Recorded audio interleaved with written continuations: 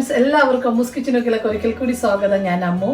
നമ്മളിന്ന് തയ്യാറാക്കാൻ പോകുന്നത് ഒരു മട്ടൻ ഗ്രേവിയാണ് കേട്ടോ. റെസ്റ്റോറൻറ്റ് സ്റ്റൈലിലൊക്കെ തയ്യാറാക്കാൻ പറ്റുന്ന രുചികരമായിട്ടുള്ളൊരു മട്ടൻ കറിയാണ് നമ്മൾ തയ്യാറാക്കി എടുക്കുന്നത്. പെട്ടെന്ന് നമുക്ക് വീട്ടിൽ തന്നെ തയ്യാറാക്കാൻ പറ്റും. പക്ഷേ ഇതെങ്ങനെയാണ് റെസ്റ്റോറൻറ്റ് സ്റ്റൈലിൽ ഒരു തിക്കായിട്ടുള്ള ഒരു ഗ്രേവിയോട് കൂടി മട്ടൻ കറി തയ്യാറാക്കുന്നതാണ് കാണിക്കുന്നത്. അതിന് കുറച്ച് ടിപ്സൊക്കെ ഉണ്ട്. അപ്പോൾ നമുക്ക് നോക്കാം അതിനാവശ്യമുള്ള ചേരുവകൾ എന്തൊക്കെയാണെന്ന് നോക്കാം. അതിനിപ്പോൾ ഞാൻ മട്ടൻ എടുത്തിട്ടുണ്ട്. എല്ലോട് കൂടിയ മട്ടനാണ് കേട്ടോ, കുറച്ചും കൂടെ ടേസ്റ്റ്. അപ്പോൾ അങ്ങനെ തന്നെ എടുക്കാൻ നോക്കുക.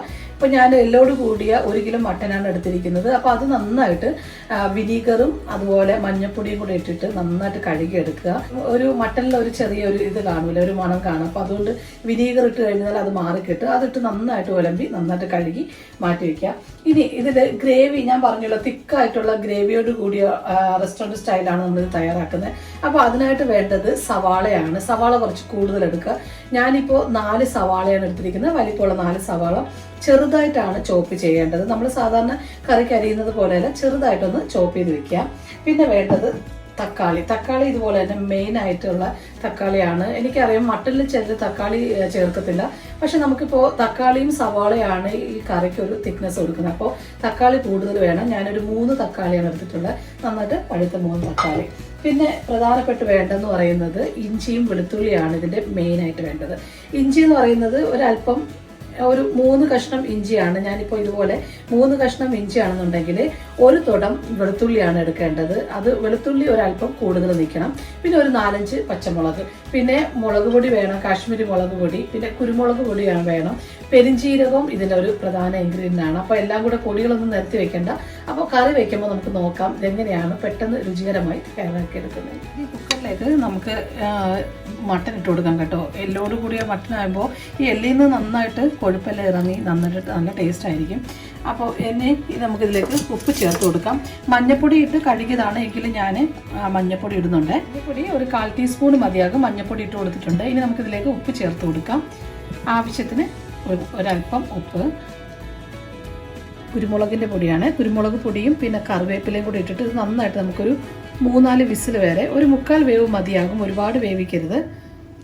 ഇനി ഇതിന് ആവശ്യത്തിന് കറിവേപ്പിലയും ഒരു 1/4 കപ്പ് വെള്ളവും കൂടി ഒഴിച്ചിട്ട് നന്നായിട്ടൊന്ന് വേവിച്ചെടുക്കാം. ഞാനിപ്പോൾ ഇതിൽ ഒരല്പം വെള്ളം കൂടി ഒഴിച്ചു കൊടുക്കുകയാണ്.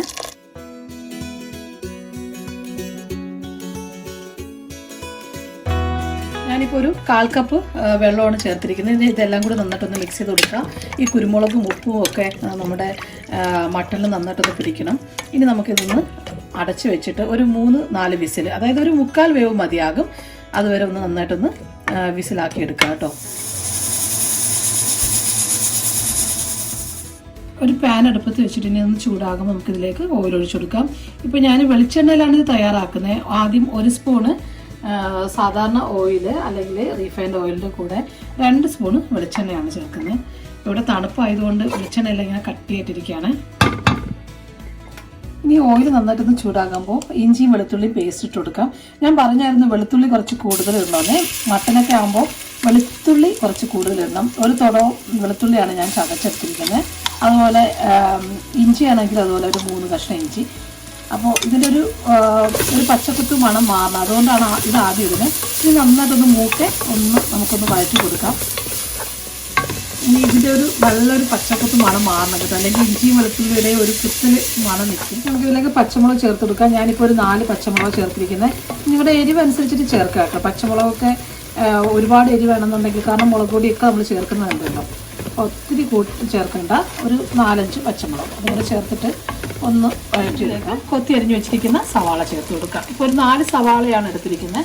അത് ചെറുതായിട്ട് ഇങ്ങനെ ചോപ്പ് ചെയ്തതാണ്. നീളത്തിന് അങ്ങനെ അരിയണ്ട.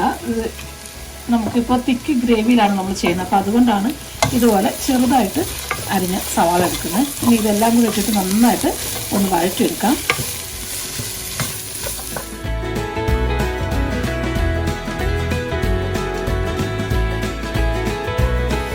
ഈ ഒരു അല്പം സമയം എടുക്കും കേട്ടോ. നമ്മുടെ ഈ സവാള ഉണ്ടല്ലോ, നന്നായിട്ട് ഒരു ബ്രൗൺ നിറം ആകുന്നവരെ നന്നായിട്ട് വഴറ്റിയെടുക്കണം. അത് കഴിഞ്ഞതിന് ശേഷം വേണം നമുക്ക് തക്കാളി ചേർക്കാനായിട്ട്. അപ്പോൾ ഈ സവാള ഒട്ടും കടിക്കാൻ പാടില്ല, അതുപോലെ നന്നായിട്ട് വഴറ്റിയെടുക്കാം. അപ്പം ഉപ്പിട്ട് കൊടുത്ത് വഴറ്റിയെടുക്കാവേ. അപ്പോൾ പെട്ടെന്ന് വഴറ്റി കിട്ടും. പിന്നെ സവാളയ്ക്ക് നല്ലൊരു സോഫ്റ്റ് ആയിരിക്കും.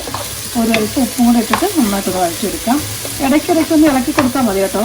മീഡിയം ഫ്ലെയിമിൽ ഇട്ടിട്ട് നന്നായിട്ടൊന്ന് വഴറ്റിയെടുക്കണം. ഇനിയിപ്പോൾ ഇത് സമയമെടുക്കും ഒന്ന് നന്നായിട്ടൊന്ന് വഴണ്ട് വരാനായിട്ട്. ഇപ്പോൾ സവാള നന്നായിട്ട് വഴണ്ട് വന്നിട്ടുണ്ട്, ഒരു ബ്രൗൺ നിറമായി. ഇനി നമുക്കിതിലേക്ക് തക്കാളി ചേർത്ത് കൊടുക്കാവേ. തക്കാളി ഒരു 3 തക്കാളിയാണ് എടുത്തിരിക്കുന്നത്. അതുപോലെ ചേർത്ത് നന്നായിട്ട് ഇതുപോലെ വഴറ്റണം. തക്കാളി നല്ലൊരു പേസ്റ്റ് പോലെ ആകണം കേട്ടോ. അപ്പോൾ ഈ സവാളയും കൂടെ കിടന്ന് വഴണ്ടുമ്പോൾ നല്ലോണം വഴണ്ട് കിട്ടും. എല്ലാം കൂടെ ചേർത്തിട്ട് നന്നായിട്ട് നല്ലൊരു മണമാണ്. ഈ സമയത്ത് വേണമെങ്കിൽ കറിവേപ്പില വേണമെന്നുണ്ടെങ്കിൽ കറി ലീഫ് ചേർത്ത് കൊടുക്കാം.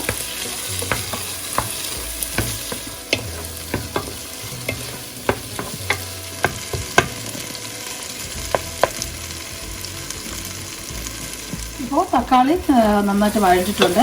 ഇനി ബാക്കി അത് കിടന്ന് തന്നെ നന്നായിട്ട് വഴണ്ടോളും, കുഴപ്പമില്ല. ഇനി നമുക്കിതിലേക്ക് മസാലകളൊക്കെ ചേർത്ത് കൊടുക്കാം. മസാല ഞാനിപ്പോൾ ചേർക്കുന്നത് ആദ്യം ചേർക്കുന്ന മഞ്ഞൾപ്പൊടിയാണ്. മഞ്ഞൾപ്പൊടി നമ്മൾ നേരത്തെ ഇട്ടിട്ടാണ് മട്ടൺ വേവിച്ചെങ്കിലും കുഴപ്പമില്ല. ഒരു 1/4 ടീസ്പൂണ് മഞ്ഞൾപ്പൊടി. കാരണം മഞ്ഞൾപ്പൊടി ഇടുമ്പോൾ ഇതിൻ്റെ ഒരു മഞ്ഞൾപ്പൊടി ഇട്ടതിന് ശേഷം നന്നായിട്ടൊന്ന് വഴറ്റുക കേട്ടോ. അല്ലെങ്കിൽ മഞ്ഞൾപ്പൊടിയിൽ കുത്തൽ കൂടുതലാണ്, അപ്പോൾ അതിനൊരു കുത്തൽ മണം കൂടുതൽ നിൽക്കും. അപ്പോൾ അതുകൂടി ഇട്ടിട്ട് നന്നായിട്ടൊന്ന് വഴറ്റിയതിന് ശേഷം വേണം ബാക്കി പൊടികളെല്ലാം ചേർത്ത് കൊടുക്കാനായിട്ട്. ഈ കാശ്മീരി മുളക് പൊടിയാണ്, അതൊരു 2 സ്പൂണ് കാശ്മീരി മുളക് പൊടി. കളർ കൊടുക്കുകയും ചെയ്യും, അതൊരു പ്രത്യേക ഒരു ടേസ്റ്റുമാണ്. കാശ്മീരി മുളക് പൊടി മസ്റ്റായിട്ട് നമ്മൾ ചേർക്കുക. ഇനി സാധാരണ മുളക് പൊടിയാണ്, അത് നിങ്ങളുടെ എരിവനുസരിച്ച് ഉപയോഗിക്കുക. ഞാനിപ്പോൾ 2 സ്പൂണാണ് ഇടുന്നത്. അതുപോലെ മല്ലിപ്പൊടിയാണെന്നുണ്ടെങ്കിൽ 1.5 സ്പൂൺ മല്ലിപ്പൊടി. മട്ടൻ ആയതുകൊണ്ട് മല്ലിപ്പൊടി ഒരുപാട് ആവശ്യമില്ല. ഞാനിപ്പോൾ ഇടുന്നത് 1.5 ടീസ്പൂണ് മല്ലിപ്പൊടിയാണ്. ഇതെല്ലാം കൂടെ ചേർത്തിട്ട് നന്നായിട്ടൊന്ന് വഴറ്റാം. ഇനി നമുക്കിതിൽ പെരിഞ്ജീരകം ചേർക്കുന്നുണ്ട്, പക്ഷെ അതിന് മുമ്പേ ഇതെല്ലാം കൂടെ ചേർത്തിട്ടൊന്ന് വഴറ്റിയതിന് ശേഷം വേണം പെരിഞ്ജീരകം ചേർക്കാനായിട്ട്. ഇനി 1/2 ടീസ്പൂണ് പെരിഞ്ജീരകത്തിൻ്റെ പൊടി എല്ലാം കൂടെ ചേർത്തിട്ട് മീഡിയം ഫ്ലെയിമിൽ വെക്കാതെ മറന്നു പോകരുത്, അല്ലെങ്കിൽ പൊടികളിടുമ്പോൾ കരിഞ്ഞു പോകും. അതൊക്കെ എല്ലാവർക്കും അറിയാവുന്നതാണ്, ഇതിൽ ഞാൻ പറഞ്ഞതേ ഉള്ളൂ. എല്ലാം കൂടെ ചേർത്തിട്ട് നന്നായിട്ടൊന്ന് വഴറ്റുക. ഇപ്പോൾ തന്നെ നല്ലൊരു കളറും മണമൊക്കെ വരുന്നുണ്ട്. ഇനി ഇതെല്ലാം കൂടെ ചേർത്തിട്ട് മീഡിയം ഫ്ലെയിമിലിട്ടിട്ട് നന്നായിട്ട് നല്ല ആ പച്ചക്കുത്ത് മണം മുഴുവനും മാറണം. പിന്നെ തിക്കായിട്ടുള്ള ഗ്രേവി ആവണമെന്നുണ്ടെങ്കിൽ ഒട്ടും സവാളയോ അതുപോലെ തക്കാളിയൊന്നും കടിക്കാൻ പാടില്ല. ഇനി മീഡിയം ഫ്ലെയിമിലാണിപ്പോൾ. ഇനി ഇത് നന്നായിട്ട് എല്ലാം സവാളയും അതുപോലെ ഇതിൻ്റെ ഒരു പച്ച കുത്തുമാണം എല്ലാം മാറിയിട്ടുണ്ട്. സവാളയും അതുപോലെ തക്കാളി എല്ലാം നന്നായിട്ട് വഴണ്ട് വന്നിട്ടുണ്ട്. ഇനി നമുക്കിതിലേക്ക് നമ്മുടെ മട്ടൻ ചേർത്ത് കൊടുത്താൽ മാത്രം മതി. കണ്ടോ, മട്ടൻ നന്നായിട്ട് വെന്തിട്ടുണ്ട്. അതുപോലെ ഞാൻ 1/4 കപ്പ് വെള്ളം ഒഴിക്കാൻ കാരണം എന്ന് വെച്ച് കഴിഞ്ഞാൽ ഒരുപാട് വെള്ളം ഒഴിച്ച് കഴിഞ്ഞാൽ പിന്നെ ഗ്രേവി തിക്കായി പറഞ്ഞാൽ നമ്മൾ വെയിറ്റ് ചെയ്യണ്ടേ. അപ്പോൾ അതുകൊണ്ട് കുറച്ച് ഒരു 1/4 കപ്പ് വെള്ളം ഒഴിച്ച് കഴിഞ്ഞാൽ ഇതിൻ്റെ സത്തെല്ലാം ഇറങ്ങുമ്പോൾ ആ വെള്ളം തന്നെ നമുക്ക് യൂസ് ചെയ്യാം കേട്ടോ. അതുകൊണ്ടാണ് 1/4 കപ്പ് വെള്ളം മാത്രം മതി എന്ന് പറയുന്നത്. ഞാനിപ്പോൾ ഈ സ്റ്റോക്കോട് കൂടിയാണ് മട്ടൻ ചേർക്കുന്നത് കേട്ടോ.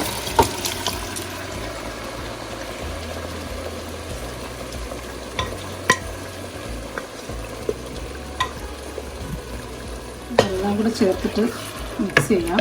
ഇനി നമുക്ക് ഉപ്പ് ആവശ്യമുണ്ട്, അതുപോലെ എല്ലാം കൂടെ കറിവേപ്പില ഇട്ട് കൊടുക്കാം. അപ്പോൾ ഞാൻ ആദ്യം ഒന്ന് നന്നായിട്ടൊന്ന് മിക്സ് ചെയ്യുക. നല്ലൊരു മണമാണേ. ഞാൻ ഉപ്പ് നോക്കിയായിരുന്നു, ഉപ്പ് കുറവുണ്ടായിരുന്നേ. നിങ്ങൾ ഉപ്പ് നോക്കിയതിന് ശേഷം ചേർക്കുക കേട്ടോ. കാരണം നമ്മൾ ഉപ്പൊക്കെ ഇട്ടിട്ടാണ് ഇത് കുക്ക് ചെയ്തെടുത്തല്ലേ നേരത്തെ മട്ടൻ. അപ്പോൾ അതുകൊണ്ട് നന്നായിട്ട് എല്ലാ ഭാഗത്തും മസാല നന്നായിട്ട് പിടിക്കുക. ഇനി ഇതൊരു മീഡിയം ഫ്ലെയിമിലിട്ടിട്ട് ഒരു 5 മിനിറ്റ് നമുക്ക് ഒന്നും കൂടെ ഒന്ന് കുക്ക് ചെയ്തെടുക്കാം. അതിലേക്ക് ഇങ്ങനെ തിള വന്നുകൊണ്ടിരിക്കുമ്പോൾ തന്നെ ഒരല്പം ഗരം മസാല ചേർത്ത് കൊടുക്കുക. ഞാനിപ്പോൾ ഒരു 1/2 ടീസ്പൂണാണ് ചേർക്കുന്നത്. ഗരം മസാലയുടെ ഒരു മണം ഇങ്ങനെ നിൽക്കുന്നത് നല്ലൊരു ടേസ്റ്റും മണമൊക്കെയാണ്. അത് നന്നായിട്ട് നല്ല തിക്ക് ഗ്രേവിയായി വന്നിട്ടുണ്ട്. നിങ്ങൾക്ക് എത്രത്തോളം തിക്കാക്കണം അതുപോലെ കുറുക്കിയെടുക്കാം. അതല്ലാന്നുണ്ടെങ്കിൽ നന്നായിട്ട് തിളച്ചുകൊണ്ടിരിക്കുന്ന വെള്ളം ചേർത്താലും മതിയാകും. ഇനി നമുക്കിതിലേക്ക് ധാരാളം കറിവേപ്പില ചേർത്ത് കൊടുക്കാം.